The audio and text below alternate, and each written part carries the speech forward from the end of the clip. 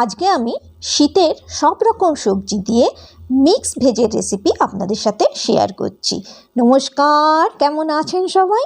আমি জলিস kitchen and street ফুডে আপনাদেরকে স্বাগত জানাই। এই রেসিপিটা বানানোর জন্য যা যা সবজি লাগে সেটা সহজেই সবাইকার বাড়িতে পাওয়া যায়, আর শীতকালে তো নিশ্চয়ই পাওয়া যায়। আমি এখানে নিয়েছি ফুলকপি, মটরশুঁটি, বিনস, গাজর আর ক্যাপসিকাম, তার সাথে আছে আলু আর পেঁয়াজ। সবজিগুলোকে আমি ঠিক এইভাবে ছোট করে কেটে নিয়েছি। পেঁয়াজটা আমি কুচিয়ে নেব, সেই জন্যে আমি এখানে দেখাইনি। সবজিগুলোকে খুব ভালো করে ধুয়ে নিয়েছি, ধুয়ে আমি এরকম চৌকো করে করে কেটে নিয়েছি। তারপরে আমি এখানে 75 গ্রাম পনিরকে ছোট ছোট টুকরো করে কেটে নিচ্ছি। আমি এখানে বেশি পনির দিইনি, কেন অনেক সবজি আছে, সবজির সাথে যতটুকু করে আমি সবজির পরিমাণ নিয়েছি ঠিক ততটুকু পরিমাণেই আমি পনিরটাও নিয়েছি। বেশি পনির নিয়ে নিলে খেতে ভালো লাগবে না। তারপরে পনিরগুলোকে আমি ছোট করে কেটে নিয়েছি। কাটার পরে আমি গ্যাস জ্বালিয়ে দিয়েছি। গ্যাস জ্বালিয়ে কড়াই চাপিয়ে আমি ওর মধ্যে সাদা তেল নিয়ে নিয়েছি। সাদা তেল একটু বেশি করে নিয়েছি। তেল গরম হয়ে যাবার পরে প্রথমে আমি আলুগুলোকে ভেজে নিচ্ছি। আমি এক এক করে সব সবজি ভেজে নেব। যেগুলো শক্ত সবজি সেগুলোকে আগে ভাজবো। প্রথমে আমি আলুটা ভেজে নিচ্ছি। আলুটা আমি হালকা গোলাপি হওয়া অবধি ভাজবো, বেশি ফ্রাই করব না। দেখুন এখানে আমার আলুটা হালকা গোলাপি কালার চলে এসছে। এখন আমি আলুটাকে নাবিয়ে নিচ্ছি। নাবিয়ে একটা জায়গাতে আমি রেখে দিচ্ছি। তারপরে এই তেলের মধ্যেই আমি পনিরগুলোকে দিয়ে দিচ্ছি। পনিরগুলো যখন হালকা লাল কালার হয়ে যাবে তখন আমি পনিরগুলোকে তেল থেকে উঠিয়ে নেব। এইভাবে আমি এক এক করে সব সবজিগুলোকেই ভেজে নেব। দেখুন এখানে আমার পনির লাল হয়ে গেছে। এখন আমি পনিরগুলোকে তেল থেকে নাবিয়ে নিচ্ছি। এরপরে আমি এই তেলের মধ্যে ফুলকপি দিয়ে দিচ্ছি। ফুলকপিগুলোকেও হালকা নেড়ে চেড়ে আমি অল্প ভেজে ফুলকপিগুলোকে নাবিয়ে নেব। দেখুন এখানে ফুলকপিগুলো হালকা লাল হয়ে গেছে। আমি এখন ফুলকপিগুলোকে কড়াই থেকে নাবিয়ে নিচ্ছি। এরপরে আমি এই তেলের মধ্যেই গাজরগুলো দিয়ে দেব। গাজরগুলো আমি বেশি ভাজবো না, গাজর বেশি ভাজা হয়ে গেলে শক্ত হয়ে যায়। ওই জন্যে আমি গাজরটা অল্প ভাজবো। অল্প নেড়ে চেড়ে গাজরটাকে আমি নাবিয়ে নিচ্ছি। গাজরের যখন দেখবেন একটু কালার চেঞ্জ হয়ে গেছে ঠিক তখনই গাজরটাকে নাবিয়ে নেবেন। এরপরে এই তেলের মধ্যে আমি বিনস দিয়ে দেবো। বিনসটা 2 মিনিটের জন্য দেব, দিয়ে অল্প নেড়ে চেড়ে আবার নাবিয়ে নেব। বিনস আমার ভাজা হয়ে গেছে। বিনস এমনভাবে ভাজবেন যাতে ওর রঙটা চেঞ্জ না হয়। তারপরে আমি বিনসটা তেল থেকে নাবিয়ে নিচ্ছি।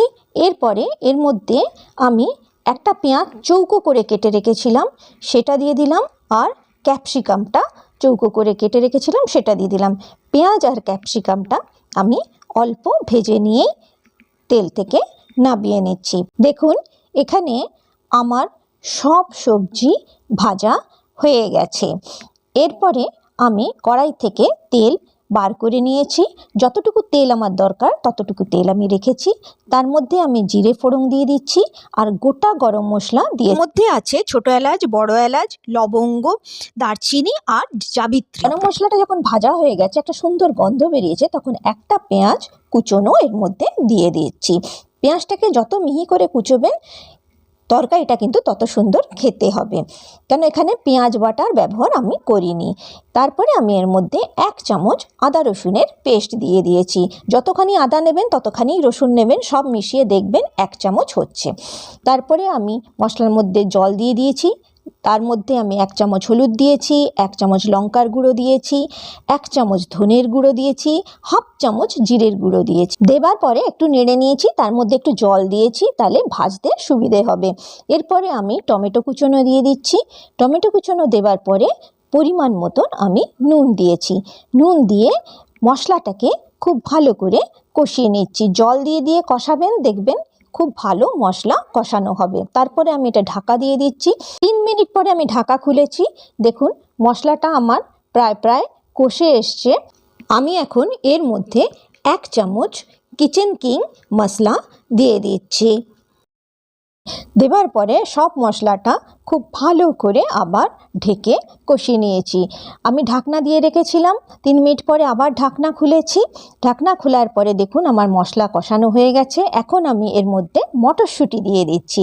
মটরশুঁটি আর মশলাগুলো খুব ভালোভাবে আগে কষিয়ে নিয়েছি। তারপরে যত ভাজা সবজি ছিল সব সবজি আর পনির সব এর মধ্যে দিয়ে দিচ্ছি। দেওয়ার পরে মশলা আর সবজিগুলোকে আমি খুব ভালোভাবে মিশিয়ে নেব। মিশিয়ে আস্তে আস্তে আমি মশলার সাথে সবজিগুলোকে ভাজতে শুরু করব।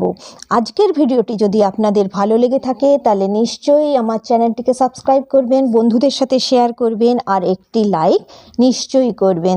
এখানে মশলা আর সবজি আমি ভালোভাবে মিশিয়ে নিয়েছি। তারপরে আমি এর মধ্যে একটু জল দিয়ে দিচ্ছি।